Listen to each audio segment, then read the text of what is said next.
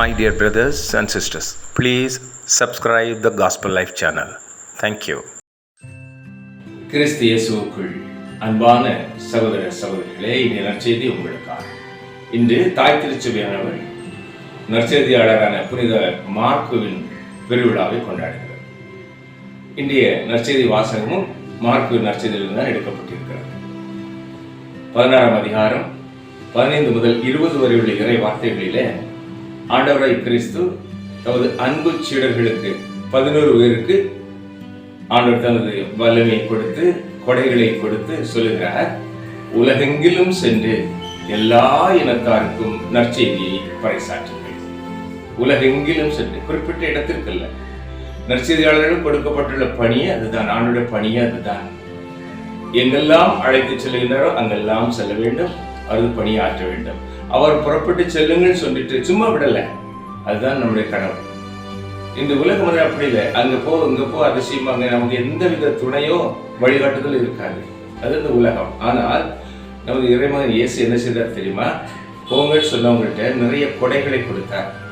நோய்களை குணமாக்க, பேய்களை ஓட்ட, பாம்புகளை பிடிக்க, நஞ்சுகளை குடித்தாலும் சாகா மாட்டீர்கள் என்ற அந்த வல்லமை எல்லாவற்றையும் கொடுத்து அனுப்பி ஆண்டவரும் அவர்களோடு உடனிருந்து செயல்பட்டார். எப்படி? திருத்தூர் வழியாக செய்த அரும் அடையாளங்கள் வழியாக அந்த தனது அன்பு திருத்தூர்களின் வார்த்தைகளை உறுதிப்படுத்தினார். இதுதான் ஒரு அன்பு தலைவருடைய ஒரு பணி, வழிகாட்டுவோரின் பணி. எப்படி உருவாக்கணும், அனுப்பணும், அவர்களோடு இருக்கணும், அவர்கள் செய்ய வேண்டிய எல்லா காரியங்களிலும் அவருடைய வல்லமை வெளிப்பட்டு அந்த ஊருடைய வார்த்தைகளை உறுதிப்படுத்தணும். நமது அன்பின் இறைமகன் இயேசு அதை முழுமையாக செய்தார். அன்று மட்டுமல்ல, இன்றும் செய்து கொண்டிருக்கிறார். அழைக்கப்பட்ட ஒவ்வொருவரும், திருமுழுக்கு பெற்ற ஒவ்வொருவரும் குடும்ப தலைவனாக, குடும்ப தலைவியாக, குடும்பங்களிலும் பணி செய்யும் இடங்களிலும் நாம் நமது நற்செய்தி பணியை செய்ய வேண்டும். அதுக்கு இவ்வளவு காரியங்களையும் ஆண்டவர் கொடுத்தார் இல்லையா?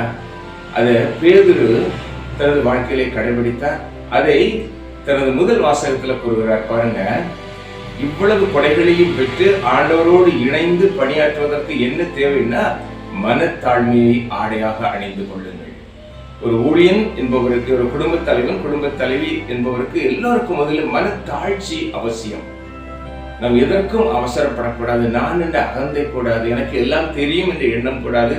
ஆண்டவர் சொல்கிறார், நான் என் சீடர்களில் கால்களை கழுவினேன் என்றால் நீங்கள் என்ன செய்ய வேண்டும் என்று சிந்தியுங்கள் என்று சொல்ல, மனத்தாழ்மையை நாம் ஆடையாக அணிந்து கொள்ள வேண்டும். இரண்டாவது, ஊழிய பாதையில கவலைகள் கஷ்டங்கள் இல்லைன்னு இல்லை, கவலைகளும் கஷ்டங்களும் நெருக்கடிகளும் இருக்கும். ஆனால் ஆண்டவர் சொல்லுகிறார், மற்ற மக்கள் படுகின்ற வேதனைக்கும் நீங்கள் படுகின்ற வேதனைக்கும் வித்தியாசம் உண்டு.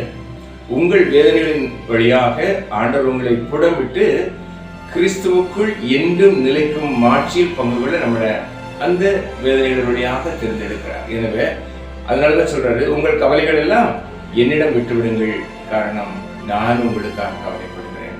பிரைஸ் தி லார்ட், ஹல்லேலூயா. எனவே திருமுழுக்கு பெற்ற ஒவ்வொருவரும் வாழ்விலே கிறிஸ்துவின் பணியை தன் சொல்லாலும் செயலாலும் சிந்தனையாலும் செய்யும் பொழுது ஆண்டவர் நமக்காக கவலைப்படுகிறார்.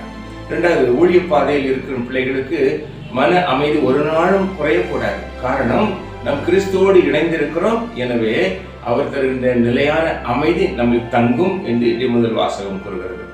யாருக்கெல்லாம் அமைதி இல்லையோ அவர் கிறிஸ்துவோடு இணைந்து இருக்கவில்லை என்று அர்த்தம்.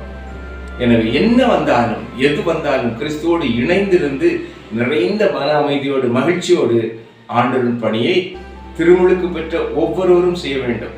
நற்செய்தி பணி ஆற்றுங்கள் சொல்றது, நூற்றுக்கணக்கான மக்கள் மத்தியில மைக் வச்சுட்டு தொண்டை வலிக்க கத்துறது மாத்திரமல்ல இறைப்பணி. உதாரணத்துக்கு ஒன்று சொல்கிறேன். ஒரு பெரிய ஆஃபீஸில் நிறைய பேர் வேலை பார்க்குறாங்க. அங்கே அந்தோனின்னு சொல்ற ஒரு பியூன் இருக்கிறார். அங்கே மேல் அதிகாரி, இரு அதிகாரிகளுக்கிடையே பிரச்சனை வந்துடுது, தகராறு வந்துடுது. அப்போ அவர்களின் மேல் அதிகாரி ஒருவர் விசாரிக்கிறார். அப்போ இந்த அந்தோனியை கூப்பிட்டு கேட்கிறாரு, என்ன நடந்தது என்று. அந்தோனி உண்மையே சொல்லுறார், அவர் தான் தவறு, இவர் தவறு இல்லை என்று. அதன்படி அந்த கம்பெனியின் உரிமையாளர் அவர்களுக்கு தண்டனை கொடுத்தார். உடனே அந்த தண்டனை பெற்ற மேலதிகாரி சொல்கிறார், ஒரு பியூன்ட்ட கேட்டுட்டா எனக்கு தண்டனை கொடுப்பீங்க அப்படின்னு. அப்போ அந்த முதலாளி சொல்லுகிறார், அவன் அந்தோனி ஒரு கிறிஸ்தவன், பொய் சொல்ல மாட்டான். பாருங்க, இதுதான் சாட்சி, இதுதான் நற்செய்தி. நாம் செய்கின்ற ஒவ்வொரு சொல்லிலும், பேசுகின்ற ஒவ்வொரு சொல் செயல்களில ஆண்டவரின் குணநிலை வெளிப்படுமாயின் அதுவே பெரிய நற்செய்தி. எனவே கிடைக்கின்ற ஒவ்வொரு சந்தர்ப்பத்திலும் நாம் நற்செய்திக்கு தூதுவர்களாக நற்செய்தியை பறைசாற்றுவோம். ஆண்டவர் நம்மை வழி நடத்துவார். ஜெபிப்போமா.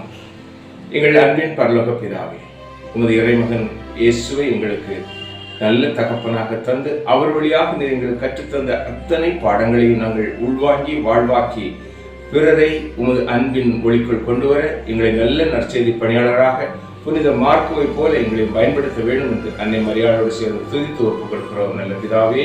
ஆமென். அன்பானவர்களே, அழைத்தவர் உண்மையுள்ளவர், அழைக்கப்பட்ட நாமும் உண்மையுள்ள இருப்போம். இந்த நாளையும் இனிய நாளாக்குவோம். ஆமென்.